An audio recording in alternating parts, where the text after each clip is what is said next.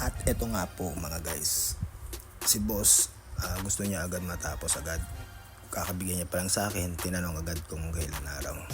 Kaya naubusan tayo ng reason kaya hinintay muna natin. Bali dito guys, nagta-top coat na po ako dito. Syempre ganun pa rin naman po yung process natin pagdating po sa carbon fiber. Kinabukasan lilihain natin, pagkatapos top coat tayo po ng 2 patong.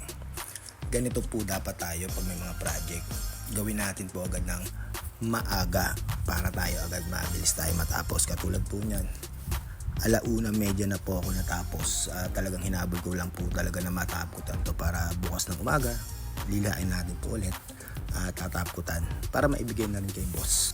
Ton ganyan po talaga pag nagpagawa po ng carbon fiber sa akin isa. Sunod-sunod na po yan. Pang-apat na po niya na itong paggawa ng carbon fiber na forged carbon metallic. Ikaw, kailan ka ba magpapa-carbon fiber?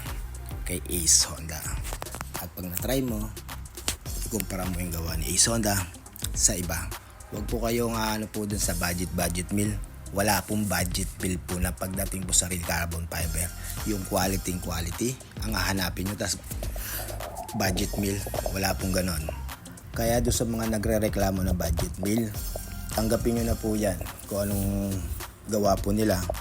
At hanggang doon lang naman po talaga yung budget nyo. Kaya wag na po kayo umasa. Kung quality po, 100% ang maibibigay po sa inyo. Muli, maraming salamat. Kita-kits po tayo. Bye-bye.